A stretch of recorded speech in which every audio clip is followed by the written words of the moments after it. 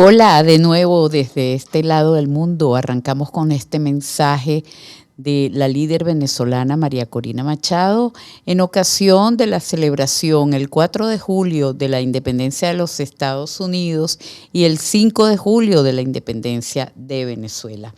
Sin embargo, les queremos saludar porque esta es La Otra Corina en una nueva edición por Multicanal América, la otra cara de la información conectando con la verdad. Esta ventanita que te pone al día, al corriente de todo lo que sucede en Hispanoamérica.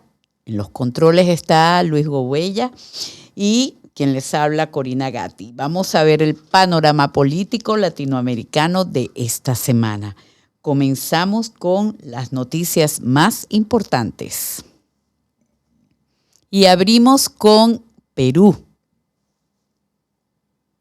Vamos a ver ahora lo que ha pasado, lo importante que ha sucedido en este país hermoso del Perú. Y vemos en la imagen de pantalla los resultados de la contienda electoral reciente que se ha sucedido en este país. La candidata Keiko Fujimori ha ganado las elecciones con el 50.1% de los votos contra el candidato de la izquierda, Roberto Sánchez, que tiene un total de 49.865 votos. Por un estrechísimo margen ha ganado Keiko Fujimori esta presidencia. El máximo ente electoral realizó una sesión pública en su sede para oficializar la victoria de la plancha presidencial de Keiko Fujimori, Fuerza Popular, tras concluirse la contabilización total el pasado 7 de junio. Sin embargo, en otro titular de la prensa peruana tenemos que esta tolda política de izquierda, Juntos por el Perú, apeló a un acta de resultados de proclamación en los resultados para los votantes que estamos en el extranjero, o sea, para los votantes peruanos que se encuentran en el extranjero. El líder candidato presidencial por el partido Juntos por el Perú, Roberto Sánchez, anunció la presentación de un recurso de apelación contra el acta de proclamación de los resultados de la segunda vuelta, que es la que vemos en pantalla, en lo relacionado con los votos de los peruanos que se encuentran en el extranjero. Esta acta impugnada fue emitida el martes pasado por la Junta Electoral Especial de Lima Centro 2. Como se recuerda, el pasado 23 de junio la Junta Electoral Especial había declarado improcedente un primer pedido formulado por este candidato de Juntos por el Perú, el cual buscaba anular la totalidad de todos los votos de los compatriotas peruanos en el extranjero. Pero a través de su cuenta en la red social X, Sánchez detalló que el objetivo de esta acción legal era una supuesta afectación en el procedimiento electoral en las oficinas consulares y declaraba la nulidad de las votaciones de los hermanos en el extranjero. Al margen de esta reciente apelación presentada por Juntos por el Perú, la Junta Nacional Electoral mantuvo en agenda para el pasado viernes 3 de julio al mediodía la ceremonia oficial de proclamación de Keiko Fujimori como la nueva presidenta electa. Según el conteo oficial de la Oficina Nacional de Procesos Electorales, el voto internacional solamente representó el siguiente balance. Keiko Fujimori obtuvo 195.388 votos, mientras que Roberto Sánchez solo alcanzó 113.733 sufragios.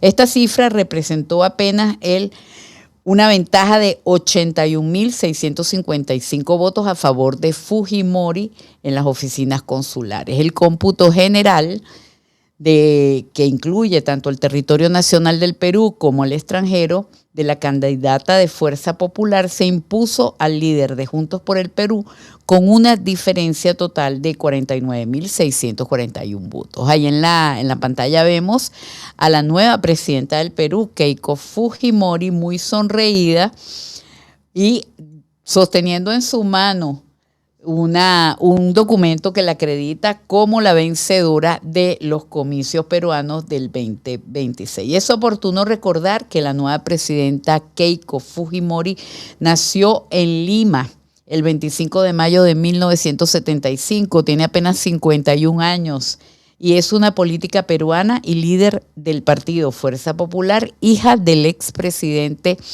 Alberto Fujimori, que ocupó el cargo de primera dama entre 1994 y el año 2000. Keiko es la hija mayor, Keiko Sofía, es la hija mayor del exmandatario Alberto Fujimori y de Susana Higuchi.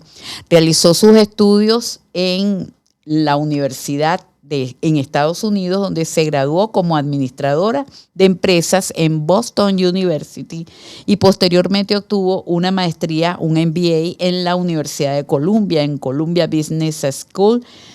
Y tras una destacada trayectoria congresal y 4 contiendas electorales, al fin Keiko Fujimori logra ganar la presidencia de la República del Perú. Su oponente, el candidato Roberto Sánchez, es el líder de Juntos por el Perú, es un político y actual congresista peruano, consolidándose como el principal referente de la izquierda tras reivindicar la figura del expresidente Pedro Castillo. Es un psicólogo egresado de la Universidad Nacional Mayor de San Marcos y cuenta con una maestría en ciencias políticas y gestión de proyectos sociales por la Pontificia Universidad Católica del Perú. Trabajó como gerente en las municipalidades de Huaral, que es su región natal, y San Borja. Se desempeñó como ministro de Comercio Exterior y Turismo durante todo el mandato del presidente Pedro Castillo en el periodo 2021-2022. Su trayectoria también ha estado marcada por investigaciones y críticas. Durante el periodo posterior al gobierno de Pedro Castillo se enfrentó a investigaciones fiscales relacionadas con supuestas contrataciones irregulares, presuntos cobros de cupos partidarios y un supuesto esquema para frenar las investigaciones contra el exmandatario Pedro Castillo. Algo parecido a lo que sucede en muchos de los países que tienen sistemas socialistas. La corrupción es un común denominador de los mandatos de izquierda en Hispanoamérica. Vamos a hacer una pausa para dar un servicio de información y orientación, cortesía de Multicanal América, de la plataforma Ayuda a Venezuela. Vamos a ver la imagen de los insumos que tenemos que recolectar para ayudar a Venezuela tras la dupleta de terremotos que se sucedieron el pasado 24 de junio. Tenemos que lo que realmente está requiriendo el pueblo venezolano en este momento es básicamente medicamentos e insumos médicos para tratar las emergencias que se han presentado, sobre todo en el estado La Guaira, antes estado Vargas, y en la ciudad de Caracas, así como también en algunas ciudades del centro occidente del país, como Maracay, Valencia. Se requieren medicamentos antihipertensivos, diuréticos, medicamentos para la diabetes, para el sistema nervioso central, y también anticoagulantes y antialérgicos. Los insumos médicos de primeros auxilios, por supuesto, nunca pueden faltar. En este caso, gasas, guantes de látex, jeringas descartables de 3, 5, 10 y 20 cc, adhesivos, tapabocas, betadine y vendas elásticas. Usted puede hacer su donativo, puede llamarnos al 644-5381 y podemos hacerle una orientación de dónde puede ir a donar estos insumos. Por ahora, nosotros vamos a Colombia. Nos vamos a Colombia, Luis. Como todos sabemos, Abelardo de la Espriella ha ganado las elecciones de nuestro hermano país, Colombia. En respuesta a la falta de garantías para ejercer la posición en el gobierno de Abelardo de la Espriella, el ex candidato y senador Iván Cepeda, que vemos aquí a la izquierda de nuestra pantalla, conjuntamente con el actual presidente Gustavo Petro, el ex candidato Iván Cepeda hizo un llamado a la desobediencia civil pacífica, algo que no se entiende muy bien, porque si es desobediencia civil, pues para que sea pacífica tiene que tener un carácter demasiado recto, generando un ruido y una confusión lógicas en la izquierda colombiana. Cabe destacar que esta figura solo existe en la legislación colombiana en 2 sentencias de la Corte Constitucional.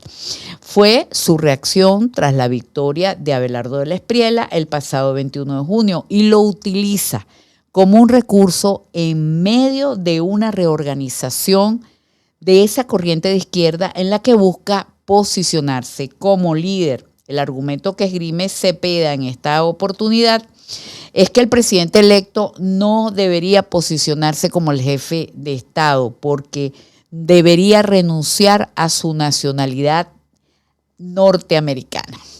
Y sumado a eso, no aclara si trabajó para las agencias de inteligencia de ese país, o sea que deja entrever que Abelardo de la Espriella puede ser un espía de los Estados Unidos. De acuerdo con él, estas dudas ponen en tela de juicio a la idoneidad de la Espriella y también la posición para asumir ese cargo. Y más allá de esto, de defender la soberanía colombiana. Sin embargo, Abelardo Gabriel de la Espriella Otelo es el nuevo presidente de Colombia. Nació en Bogotá en 1978, es un destacado abogado, penalista, también es empresario, tiene varias marcas y es escritor, dirigente político colombo-italiano, por el que tiene la doble nacionalidad. Fundador de la reconocida firma de la Espriella Lawyers, se consolidó representando casos de alto perfil y a figuras destacadas antes de incursionar en la política. En los últimos años, tras fundar el movimiento Defensores de la Patria, dio el salto a la arena política y con un discurso de derecha enfocado en la seguridad, la reducción del tamaño del Estado, la defensa del libre mercado y el orden institucional, hizo frente a Iván Cepeda Castro, un bogotano nacido el 24 de octubre de 1962, un político, defensor de los derechos humanos y filósofo colombiano. Actualmente él es senador de la República y fue el candidato presidencial de la coalición Pacto Histórico. En la gráfica vemos ahora a el presidente Abelardo de la Espriella junto con el vicepresidente que él ha nombrado. Sin embargo, los ciudadanos colombianos de a pie opinan que Abelardo de la Espriella es el presidente y que el argumento que esgrime Cepeda al cambiar de opinión, pues no tiene ningún carácter importante, y como a Petro solo le gusta la destrucción y la corrupción, pues no le interesa nada el tema de la desobediencia pacífica. Hay muchas opiniones que esgrimen los colombianos, sobre todo la mayoría coincide que por favor le digan a Iván Cepeda que las elecciones ya se realizaron y que él perdió. Y además que los comunistas disfrazados con la etiqueta que se ha autoendilgado de izquierda, pues solamente respiran por la herida y es una característica de los malos perdedores.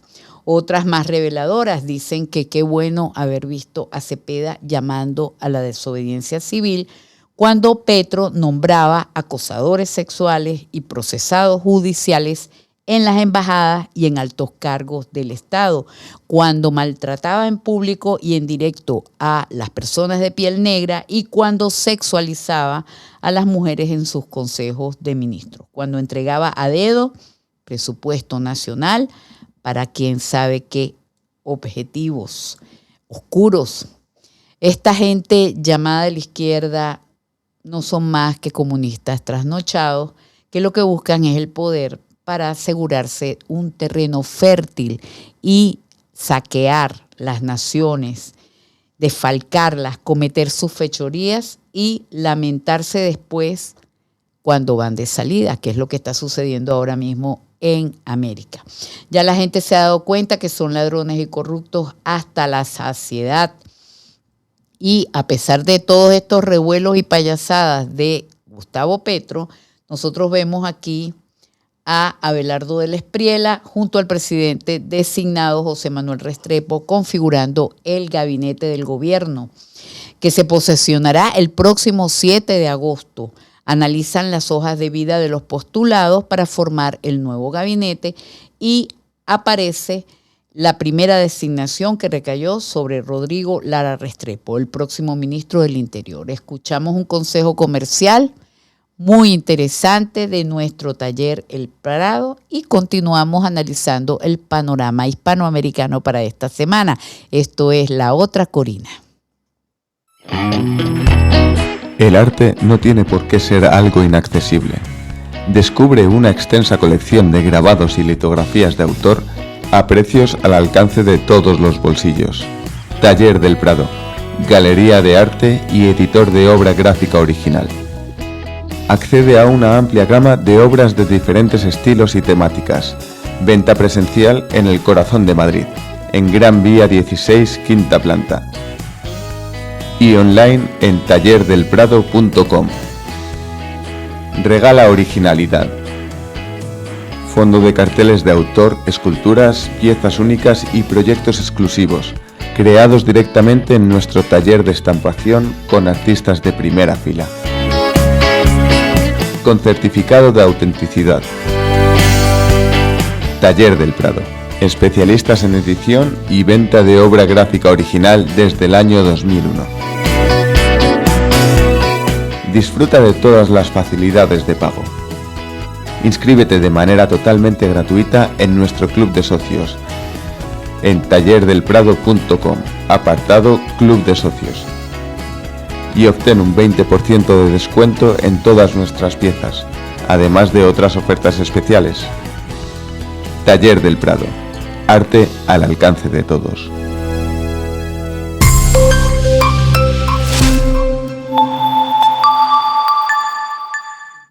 América Latina atraviesa un ciclo de crecimiento económico moderado, proyectado en un 2.1%, marcado por una profunda fatiga cívica. La gente está cansada, la sociedad está incómoda.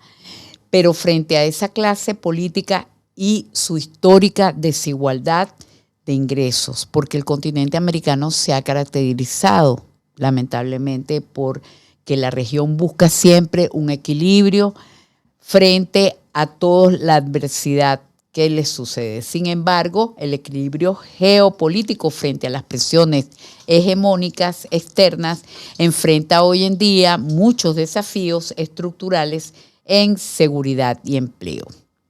Vamos a ver ahora las noticias más destacadas de la región que incluyen América Latina y todos los países hermanos.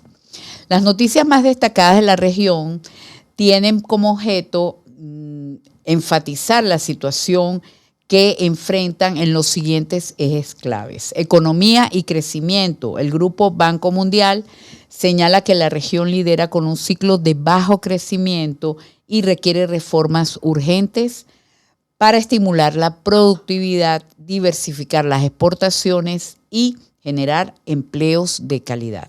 En el contexto sociopolítico, las dificultades para resolver las demandas básicas han provocado una alta volatilidad electoral y un descontento generalizado con los gobiernos, dando paso a cambios pendulares entre distintas tendencias ideológicas. Sin embargo, se observa en las últimas elecciones que Latinoamérica se está yendo más hacia la derecha. En cuanto a desafíos de seguridad y desarrollo, la falta de recursos en el sistema judicial y policial combinada con la pobreza ha detonado un aumento en la delincuencia y el narcotráfico en varias zonas de nuestra América hispana. En la geopolítica, la región se ha convertido en un tablero de disputa diplomática y económica entre distintas tendencias y entre distintas potencias globales, donde las naciones latinoamericanas intentan balancear la soberanía con el pragmatismo comercial. Pero nos vamos ahora a Bolivia. El presidente Paz a los militares los increpa diciéndoles: ustedes no atacan, ustedes defienden.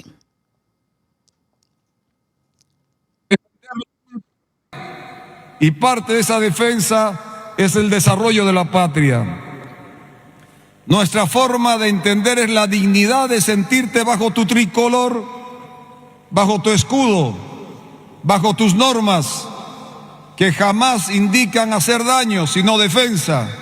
Ustedes no atacan, ustedes defienden, solo reaccionan cuando hay un ataque, porque nuestra actitud como bolivianos jamás está en hacer el daño, siempre construir, no destruir, siempre hacer, no deshacer. Por eso me siento orgulloso como capitán general, pero desde la humildad de ser un boliviano más, de estar junto a ustedes, al alto mando, para poder entender el momento en que vivimos. Momento difícil, nos dejaron un país arrasado. Nuestra escuela está conformada de forma diferente, defender la patria. Y parte de esa defensa es el desarrollo de la patria. Nuestra forma de entender es la dignidad de sentirte bajo tu tricolor, bajo tu escudo, bajo tus normas, que jamás indican hacer daño, sino defensa. Ustedes no atacan, ustedes defienden, solo reaccionan cuando hay un ataque, porque nuestra actitud como bolivianos jamás está en hacer el daño, siempre construir, no destruir, siempre hacer, no deshacer. Por eso me siento orgulloso como capitán general, pero desde la humildad de ser un boliviano más, de estar junto a ustedes, al alto mando, para poder entender el momento en que vivimos. Momento difícil. El presidente de Bolivia, Rodrigo Paz, dijo que se logró la normalidad en el país tras más de 50 días de bloqueos, con un estado de excepción sin una gota de sangre. El primer mandatario estuvo el viernes pasado, 3 de julio, en el acto de clausura del curso militar Satinador, donde pronunció este discurso. Los bolivianos opinan que el presidente tiene que gobernar de la mano de sus Fuerzas Armadas para preservar el orden del país. En ese sentido, y con la misma tendencia positiva, el gobierno de Bolivia anunció que prevé normalizar plenamente las relaciones diplomáticas con los Estados Unidos mediante el intercambio comercial y también, por supuesto, el intercambio de embajadores antes de que concluya la gestión 2026, poniendo fin a casi 18 años sin representantes diplomáticos con este rango. Durante el acto por la independencia estadounidense, agradeció el apoyo brindado por ese país durante los bloqueos. Así también, el embajador Aramayo señaló que la política exterior boliviana busca establecer una inserción internacional activa, pragmática y soberana, basada en el respeto mutuo, la cooperación y la diplomacia para el desarrollo. Vamos a ver la gráfica donde se anuncia el pasado jueves de la semana pasada, el canciller Fernando Aramayo, durante el acto de conmemoración por los 250 años de la independencia de los Estados Unidos, la gráfica que tiene la bandera de Estados Unidos, celebrando en la residencia de la embajada estadounidense en la capital de Bolivia, La Paz, donde un canciller boliviano volvió a participar de esta celebración tras varios años de ausencia. Acotó que nuestro horizonte es avanzar hacia la normalización plena de las relaciones diplomáticas con Estados Unidos de América. Apostamos al intercambio de embajadores en el corto plazo, que es un compromiso que no va a pasar de la gestión 2026. Así lo afirmó el canciller Aramayo. Por su parte, el encargado de negocios de la Embajada de Estados Unidos, Eric Martini, calificó como significativa la presencia del canciller boliviano en esta ceremonia de celebración de los 250 años de la independencia de los Estados Unidos, al señalar que en esta ceremonia, en años anteriores, los titulares de la Cancillería no asistían a este tipo de actos. Bolivia puede contar con mi país, Estados Unidos, hoy y siempre, expresó Martini, ante autoridades nacionales, legisladores, diplomáticos y representantes del sector empresarial. Asimismo, sostuvo que el respeto a la voluntad popular es un principio fundamental y afirmó que ambos países continuarán trabajando de manera conjunta en la lucha contra el narcotráfico y el crimen organizado. Ahora nos vamos para Panamá, para el centro norte del continente americano. Vamos a ver la imagen número 6, donde apreciamos a el presidente José Raúl Mulino con el embajador de los Estados Unidos en Panamá y sus respectivas señoras primeras damas, que enviaron un mensaje de unidad al pueblo estadounidense. ¿Tienes la imagen 6? ¿No la consigues? Donde sale el presidente Mulino con las primeras damas. La tienes como imagen número 6. Envió un mensaje de unidad al pueblo estadounidense a través del embajador de Estados Unidos en Panamá, Kevin Marino Cabrera, durante el acto de presentación. Allí está la imagen. El acto de celebración de los 250 años de la independencia de los Estados Unidos, evento donde se destacó el reconocimiento de la importancia de los procesos independentistas como fuente de emancipación política, de identidad y de valores propios de una nación libre. Acompañado de la primera dama, Maricel Cohen de Mulino, el mandatario añadió que Panamá no solo celebra las independencias, sino que las defiende. Y además resaltó la historia entre ambos países que, aunque son diferentes, se encuentran a lo largo del tiempo, incluso en nuestra independencia, ya que destacó y reafirmó la autonomía del canal y en el tiempo, durante su mensaje, igualmente destacó y reafirmó que el Tratado de Neutralidad sirve al comercio mundial, ampliado y funcionando eficientemente en manos panameñas. Ambas naciones construimos una relación de amistad y cooperación en la que siempre debe prevalecer el diálogo y respeto por la soberanía nacional, apunta Mulino, concluyendo: los Estados Unidos celebraron este 4 de julio Freedom 250 años de su independencia, hecho histórico ocurrido en 1776 y que sentó las bases para los ideales de libertad, democracia y derechos individuales que influyen en movimientos independentistas y democráticos a nivel mundial. En el acto de recepción ofrecido en las instalaciones del Biomuseo en la entrada del Pacífico, que corresponde al Canal de Panamá, el embajador Cabrera destacó los años que han cambiado juntas ambas naciones hermanas a través de una relación resiliente, profunda y mutuamente beneficiosa.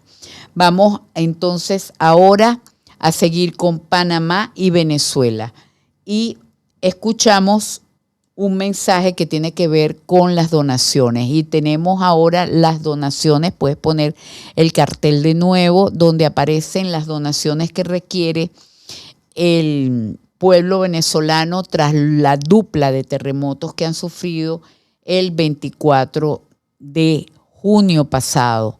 En esta oportunidad hay varios centros de acopio y aprovechamos para darle las gracias a la Fundación Altius, a los centros de acopio y el personal voluntariado que ha estado presente. Tenemos que se necesitan medicamentos básicamente para la diabetes, medicamentos para analgésicos y también insumos para los hospitales que desgraciadamente ya tenían una falla absoluta de abastecimiento y ahora con los 2 terremotos pues estamos en una situación en Venezuela prácticamente precaria y que requerimos de la generosidad tanto del pueblo español, del pueblo madrileño, y que se ha volcado, porque de verdad tenemos que agradecer que se han volcado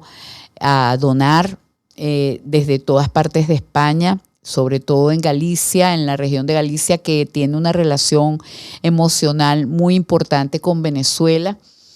Y seguimos en esta onda, los panameños, ¿verdad? Vamos a ver un video donde se evidencia cómo el alcalde Mayer Mizrachi de la ciudad de Panamá y tuvo la suspicacia de colocar AirTags en la ayuda humanitaria que con tanto esfuerzo los panameños recaudaron sin distingos de clase social, y la envió a Venezuela con estos dispositivos para poder estar seguro de que la ayuda llegaba a la gente que realmente lo necesitaba.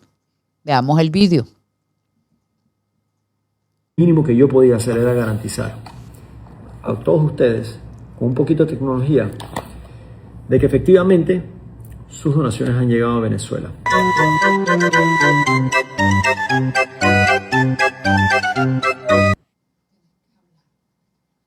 Así pues, el alcalde Mizrachi se dio cuenta que parte de la ayuda que había enviado para La Guaira se desplazó hacia el oriente del país, específicamente hacia el estado Monagas. Y qué casualidad, en el estado Monagas está la región de donde es oriundo el ministro Diosdado Cabello. Cosa muy curiosa que se haya desviado para allí. Algunas personas dicen que le repartieron esa ayuda a la gente en La Guaira y que algunas personas que estaban allí en La Guaira se desplazaron hacia el oriente del país buscando cobijo en amigos y familiares porque habían perdido sus casas, y por eso se ve esta curiosa imagen que ha proyectado el alcalde Mayer Mizrachi, viendo cómo la ayuda humanitaria se desplazaba desde La Guaira hasta el estado Monagas. Escuchamos un poco al alcalde Mizrachi en este vídeo. Madres, hijos, abuelos, todo el mundo Panamá se conmovió y se solidarizó con su hermano de Venezuela. Entonces lo mínimo que yo podía hacer era garantizar a todos ustedes, con un poquito de tecnología, de que efectivamente sus donaciones han llegado a Venezuela. ¿Cómo va la ayuda? Una parte de la ayuda hacia el oriente del país. Hay muchas opiniones, muchos comentarios que seguiremos nosotros registrando aquí en La Otra Corina para una próxima edición, porque esto tiene muchísima tela que cortar. No solamente ha pasado una desgracia en Venezuela, sino que también esa desgracia ha desenmascarado una cantidad de irregularidades que se presentan en el día a día de toda esa gente que está asignada por la tragedia, por el dolor, por el vacío de poder que en este momento está enfrentando Venezuela, porque casualmente el 3 de julio se cumplieron 6 meses de la ausencia absoluta en este caso, porque al presidente Maduro, que no era presidente, que era un usurpador, lo han cogido preso por narcotraficante. Entonces ya la ausencia no es temporal, la ausencia es absoluta, y por supuesto el pueblo venezolano quiere aplicar la ley como debe ser, quiere aplicar el artículo 350 que habla de la desobediencia civil para preservar las instituciones y para nombrar una junta de gobierno. Ese es el sentir de los venezolanos en este momento. Sin embargo, nosotros queremos recordarles que hubo un importante mensaje que dio la líder venezolana, María Corina Machado, donde se evidencia la consternación, la necesidad de enfocarse en un cambio político urgente en el país. Y vamos a escuchar este mensaje, por supuesto, desde aquí, desde la otra Corina. Al pueblo venezolano y a los pueblos del mundo en el Día de la Libertad de Venezuela. Hoy los venezolanos conmemoramos 215 años de nuestra Declaración de Independencia. Celebramos el nacimiento civil de la República, el día en que nuestros libertadores decidieron de manera irrevocable que esta tierra sería libre, soberana e independiente para siempre. Ayer el pueblo de los Estados Unidos conmemoró 250 años de la declaración de su independencia. Apenas unas horas separan la celebración de ambas naciones, lo que es un hilo conductor que une el destino de nuestros pueblos en la misma concepción republicana y en la defensa de Occidente. Hace 2 siglos y medio los Estados Unidos encendió una antorcha basada en la verdad eterna de que los derechos humanos vienen del Creador y que el poder solo es legítimo si emana del consentimiento de los gobernados. Pocas décadas después, nuestros propios libertadores recorrieron este continente con una epopeya civil y militar sin precedentes. Traspasaron nuestras fronteras, cruzaron los Andes y contribuyeron a fundar otras naciones libres, lo que sería Venezuela. Perdió casi 1/3 de su población en la búsqueda de la propia libertad y la de las naciones del continente. Hoy, con la autoridad moral que nos da el sacrificio de millones de venezolanos de antes y de ahora, hablo con absoluta claridad y determinación al mundo libre.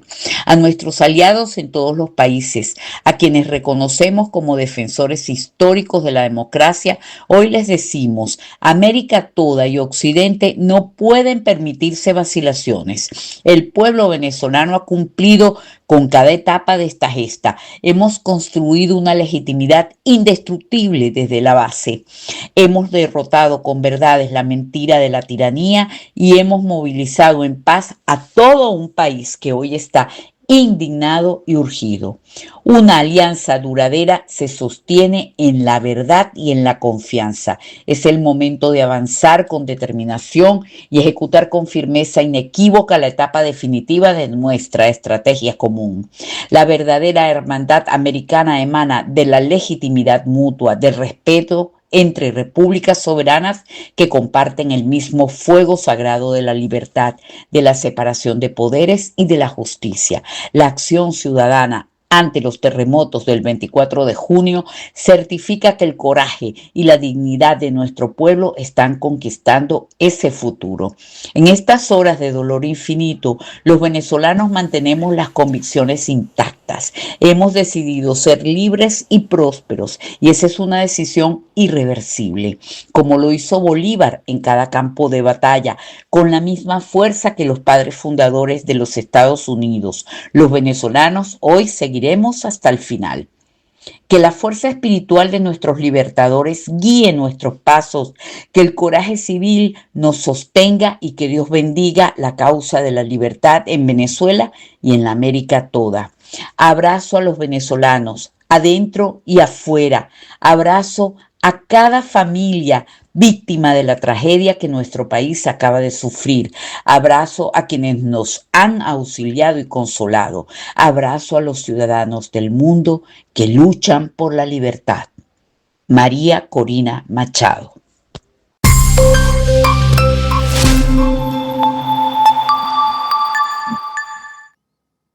Estimada audiencia, continuamos aquí en Multicanal América, la otra cara de la información, conectando con la verdad.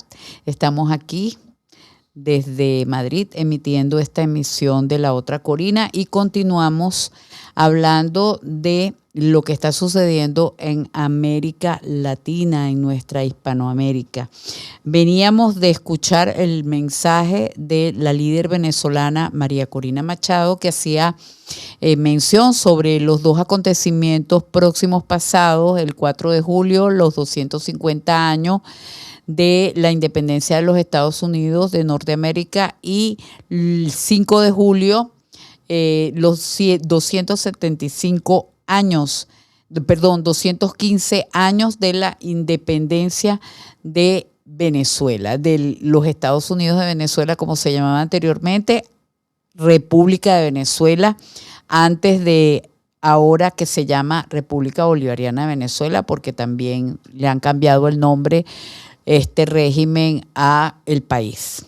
Entonces tenemos que unos vídeos donde se evidencia cómo la gente está empezando a reaccionar después de la molestia profunda, la tristeza, la tragedia, y además, coincidentalmente, el 3 de julio se han cumplido 6 meses, más de 180 días que establecen las leyes de la Constitución actual venezolana para que se haga una elección, para que se produzca un cambio político, para que se nombre una junta de gobierno. Vamos a ver el primer video donde aparecen estos ciudadanos a las puertas de la Embajada de los Estados Unidos en Caracas y posteriormente en la Plaza Brión de Chacaíto, una plaza emblemática de Caracas donde siempre se hacen pronunciamientos importantes. Vamos a ver los videos que nos cuentan esto que está pasando en Venezuela.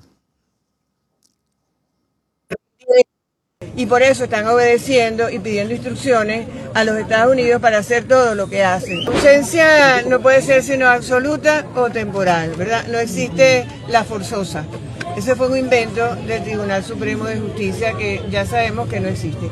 Pero eso no viene al caso, porque en el caso nuestro no se trata de ese tipo de ausencia. Eso no puede estar previsto en la Constitución, porque lo que pasó aquí, la ausencia se produjo fue por un acto de guerra. Aquí hubo un acto de guerra que fue que se llevaron al presidente con el ejército, con las Fuerzas Armadas de los norteamericanos, se lo llevaron. Y el régimen venezolano capituló, ellos capitularon, quedaron vencidos, Padrino lo dijo, no podían ir contra la Fuerza Aérea de los Estados Unidos porque habría sido un suicidio, eso lo dijo él. De manera que ellos se rindieron y por eso están obedeciendo y pidiendo instrucciones a los Estados Unidos para hacer todo lo que hacen. La ausencia no puede ser sino absoluta o temporal, ¿verdad? Así como lo está declarando.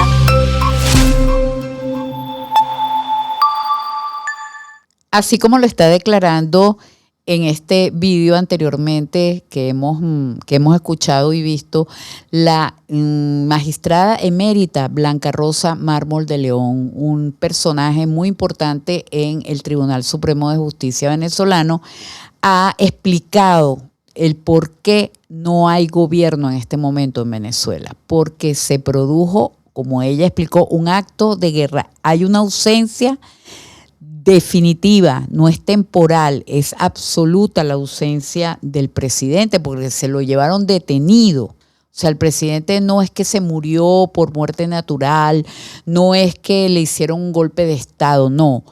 Hay una ausencia absoluta del presidente. En este momento no hay presidente en Venezuela y él era además un presidente ilegítimo por dos razones fundamentales. Primeramente, es una persona que no tiene la nacionalidad venezolana de nacimiento, que es otro mandato que da la Constitución venezolana.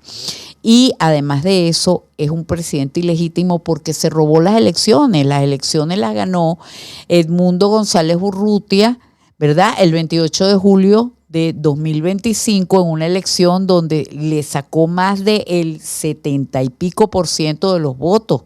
Entonces, este presidente Maduro no es un presidente electo, no es un presidente electo por el pueblo, fue un usurpador y además de eso ya no hay asidero legal de parte del régimen para poder argumentar que el presidente está secuestrado o que el presidente está en una ausencia temporal. Solamente existe la ausencia temporal y la ausencia absoluta y en este caso es una ausencia absoluta porque el presidente está detenido. Además, como lo explicó la magistrada emérita Blanca Rosa Mármol de León, fue detenido y el ejército venezolano no pudo ir en contra de esta detención porque no tienen los medios, no tienen las armas, no tienen el personal militar adecuado para hacerle frente. Por lo tanto, no fue una invasión, fue una detención.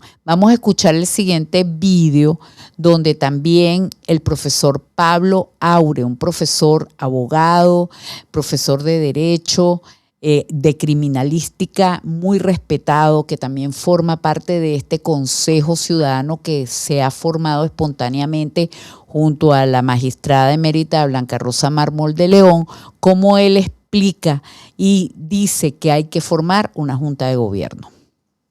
El que tiene que nombrar esa junta de gobierno. Si se nombró de facto una presidenta interina que no tenía por qué estar en la silla de Miraflores, tenemos que nombrar desde el mismo pueblo una junta de gobierno que tenga conocimiento en lo judicial, que tenga conocimiento en lo militar, que tenga conocimiento en la salud, que tenga conocimiento en la finanza, que tenga sensibilidad social por la gente que está pasando hambre. Por eso queremos y por eso nos hemos reunido hoy en la Plaza Brión de Chacaíto para reclamar desde ya una junta de gobierno ya. ¡Junta de gobierno! ¡Junta de gobierno ya! En ese vídeo se puede observar que el profesor Pablo Aure está acompañado de personas, de ciudadanos de a pie que están reclamando este derecho que nos compete como venezolanos, a los que estamos adentro y afuera de Venezuela, en cualquier parte del mundo.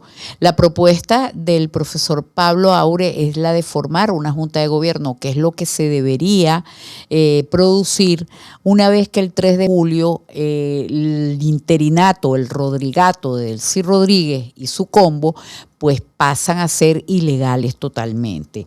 Es preciso que hagamos mención de los artículos de la Constitución que soportan estos argumentos que están esgrimiendo tanto la presidenta emérita Blanca Rosa Mármol de León como el profesor Pablo Aure.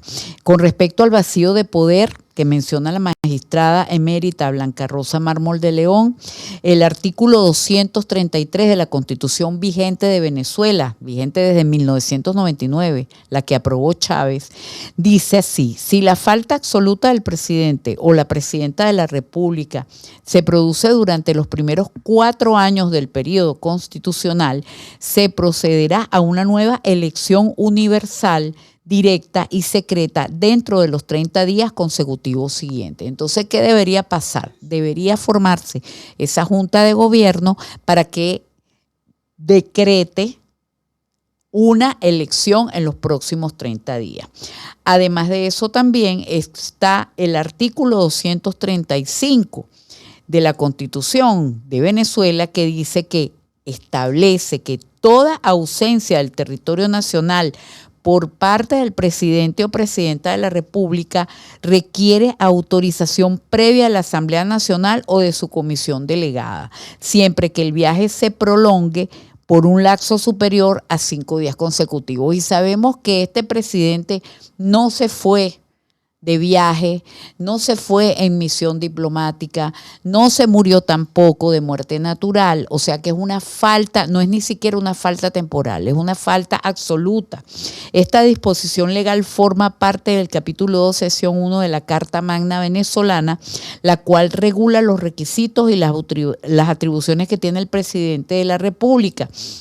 Pero también es preciso que nosotros hagamos mención del artículo 350, el 350, el famoso 350 que la gente está invocando también en este momento, que dice: el pueblo de Venezuela, fiel a su tradición republicana, a su lucha por la independencia, la paz y la libertad, desconocerá cualquier régimen, legislación o autoridad que contraríe los valores, principios y garantías democráticos o menoscabe los derechos humanos. Esto es lo que está invocando. Los ciudadanos están diciendo, bueno, ya no hay gobierno, nosotros tenemos que pasar a tener una posición de protagonismo como ciudadanos y hacer cumplir la Constitución. Pero en torno a todo esto que está sucediendo, ¿verdad? Tenemos la realidad de la tragedia de la dupleta de los 2 terremotos que azotaron el pasado 24 de junio y que se ha prolongado, una agonía que se ha prolongado y que los periodistas internacionales han sido testigos porque han ido a la zona de desastre. Afortunadamente pudieron entrar porque dentro de las primeras 72 horas que se produjo el terremoto, después que se produjeron los terremotos, los días 25 y 26, ellos pudieron ingresar a la zona de desastre sin llenar ningún tipo de protocolo como ahora les están obligando a hacer. Entonces tenemos que en la primera rueda de prensa que se produjo en el Palacio Presidencial de la Asamblea Nacional, mejor dicho, en el Salón Presidencial de la Asamblea Nacional, con Delcy Rodríguez, Diosdado Cabello y Jorge Rodríguez, en esa rueda de prensa para la comunidad internacional de periodistas y para los periodistas locales, se sucedieron unos hechos y de donde se desprenden estos tres héroes que queremos mostrar en estas tres fotografías que vamos a poner en pantalla, Luis, por favor. Ponnos a los tres héroes periodistas que se atrevieron a preguntarle a Delcy lo que ellos vieron allí. Está en este caso, en la primera foto vemos a Julio Vaqueiro de Telemundo, a la periodista María Martín del diario El País de España y a Jorge Martínez, periodista mexicano del Grupo Milenio. Ellos tres fueron los protagonistas de esta encerrona merecida que vivió Delcy Rodríguez de parte de la prensa internacional. Vamos a ver un vídeo que tenemos donde comienza la rueda de prensa y empieza preguntando Julio Vaqueiro. ¿Lo tenemos? Que diga alguien que se le negó acceso, ayuda. Esa es la respuesta. Que alguien diga. De Delcy. Esa es la respuesta de Delcy, pero fíjense cómo estaba de exacerbada. Pero vamos a ver las preguntas que le hicieron. Ahí está Julio Vaqueiro. Pliegue de la ayuda del que habla. Usted sostiene que fue inmediato, pero hemos recorrido La Guaira, hemos hablado con muchas personas y muy pocos, ninguno, debo decir, coincide con eso. Hay muchos venezolanos hoy que se sienten olvidados y hay muchas críticas duras a la reacción de su gobierno. Se han visto militares, pero se han visto con armas y no con palas, como lo piden los venezolanos. ¿Qué le dice hoy usted a esos venezolanos que sí, más allá de laboratorios mediáticos, como usted dice, más allá de eso, se sienten despojados y olvidados por su gobierno? Vecinos del desarrollo Hugo Chávez Frías, ahí en La Guaira, y nos comentaban ellos que se les entregó durante la administración del presidente Hugo Chávez unas viviendas que aseguran no tienen ningún tipo de soporte, que fueron muy endebles y que eran dentro del programa de vivienda del entonces presidente Hugo Chávez. Denuncian y culpan directamente de la caída. Sabemos que fue un temblor distinto, con una capacidad que no estaba cuantificada anteriormente, pero ellos aseguran que no tienen ningún tipo de soporte estas viviendas y aseguran que temen que les vuelvan a dar viviendas y que estén en las mismas condiciones de mala construcción. Gracias. Ustedes hablan de una respuesta inmediata, pero la inmensa mayoría de las personas que hemos entrevistado estos días, ellos cuentan que han estado abandonados al menos las primeras 72 horas. Esto lo hemos podido comprobar nosotros en el terreno, donde en esas primeras horas era bastante difícil encontrar funcionarios públicos implicados en los rescates y donde no había medios, ni maquinaria, pero ni siquiera papel o bolígrafo para apuntar cuál era el nombre de los cadáveres. Mi pregunta es, ¿por qué el despliegue de la fuerza pública en todas sus expresiones fue tan lento y descoordinado? Bueno, ahí teníamos a los tres periodistas héroes de esa rueda de prensa, a Julio Vaqueiro de la cadena Telemundo, a Jorge Martínez del Grupo Milenio de México y a María Martín de El País de España. Ellos tres hicieron que Delcy se le explotaran las cotufas, se le explotaran todas las cotufas en el cerebro y respondiera de esta manera. ¿Tienes el vídeo de la respuesta de Delcy? Que se le negó acceso, ayuda. Que alguien diga. Eso no existe. Ustedes hablan de una respuesta inmediata, pero la inmensa mayoría de las personas... Ella adujo que eso no existía. Además llamó a los periodistas miserables y los tildó de sesgados y de laboratorios mediáticos. Es lamentable el trato tan desproporcionado que tuvo Delcy Rodríguez con los periodistas internacionales en esa rueda de prensa y además también con los periodistas nacionales. Solamente se le permitió a un periodista del régimen de la cadena Telemundo y se le permitió que fueran ellos los que hicieran las preguntas. Vamos ahora a un corte comercial y ya volvemos con más de La Otra Corina hablando de esto que ha pasado en Venezuela. El arte no tiene por qué ser algo inaccesible. Descubre una extensa colección de grabados y litografías de autor a precios al alcance de todos los bolsillos. Taller del Prado, galería de arte y editor de obra gráfica original. Accede a una amplia gama de obras de diferentes estilos y temáticas. Venta presencial en el corazón de Madrid, en Gran Vía 16, quinta planta. Y online en tallerdelprado.com. Regala originalidad. Fondo de carteles de autor, esculturas, piezas únicas y proyectos exclusivos, creados directamente en nuestro taller de estampación con artistas de primera fila. Con certificado de autenticidad. Taller del Prado. Especialistas en edición y venta de obra gráfica original desde el año 2001. Disfruta de todas las facilidades de pago. Inscríbete de manera totalmente gratuita en nuestro club de socios en tallerdelprado.com, apartado Club de Socios. Y obtén un 20% de descuento en todas nuestras piezas, además de otras ofertas especiales. Taller del Prado. Arte al alcance de todos.